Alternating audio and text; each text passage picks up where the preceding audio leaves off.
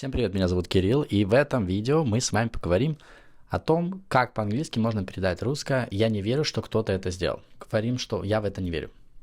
Такого быть не может. При помощи модального глагола. Какого? Смотрите дальше. Напоминаю, у меня есть Instagram, Telegram, Kirill's_English. Мы сразу обратимся к примерам, чтобы вам было понятно наглядно, сразу из контекста, как это все используют. Where's Mag? Her bags is here and her computer is still on. She can't have gone home. Обратите внимание, что здесь вы не верите в то, что Мэг уже свалила домой. Потому что у нас налицо две вещи. Результат.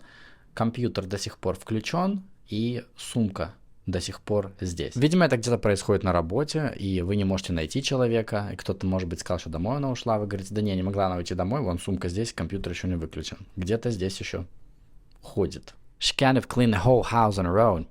She must have had some help. Вы не верите в то, что человек собственноручно в одного вылезал всю квартиру. Потому что, может быть, квартира большая, может, это вообще дом. Скорее всего, человеку помогли. Здесь обратите внимание, must have had some help. Это тоже спекуляция о том, что, наверное, произошло. Помните, в английском языке не только можно говорить наречия maybe, можно говорить модальными глаголами, наверное. Это, конечно, гораздо уровень выше владения языком. He couldn't have known about it when I saw him. I'm sure he would have told me. Здесь вы утверждаете, что у человека не могло быть информации, не мог он знать о чем-то, когда вы в последний раз виделись, потому что вы, наверное, в хороших отношениях, или друзья, или доверительные у вас какие отношения, и вы говорите, что этот человек бы вам рассказал иначе он бы вам рассказал, поэтому этого не могло быть. Такого не было. She can't have driven there. Her car keys are still here. Здесь вы говорите, что нет, туда она на машине не ездила никак, я в это не верю, потому что ее ключи от машины, собственно, до сих пор здесь. Вот они лежат. То есть, скорее всего, каким-то другим образом она туда поехала. Прежде чем я вам дам задание, перевод предложения, давайте посмотрим, из каких частей состоит данный паттерн. То есть мы берем модальный глагол can, делаем его в отрицательной форме, вы можете сказать can't, либо couldn't. Разница между ними, иногда есть ситуации, разницы нет никакой, иногда есть ситуации, просто эмфаза совершенно другая. То есть, когда вы говорите can't, акцент, соответственно, на настоящем времени, и это звучит более утвердительно. Couldn't — это когда вы, например, рассказываете о чем-то в прошлом, и отсылка у вас идет к прошлому. Но, тем не менее, can't и couldn't в данном случае большой разницы в смысле не имеют.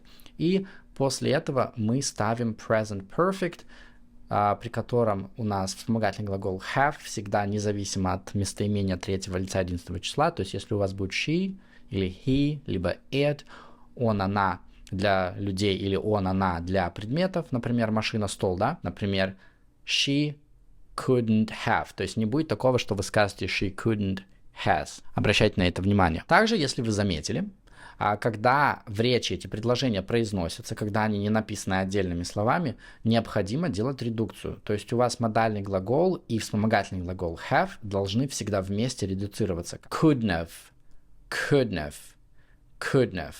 Остальное, как говорится, можете не так редуцировать. Почему это важно? В принципе, вы можете в своей речи это так не редуцировать, если вам трудно это делать. Я к тому, что на слух, когда вы будете это все воспринимать, особенно если говорят англофоны, особенно если вы какой-то фильм смотрите или сериал, там это все будет настолько быстро, что вы можете это даже не узнать в гриме, в редуцированном, я имею в виду. Поэтому сразу запоминайте, мы модальный глагол, вспомогательный глагол have должны редуцировать.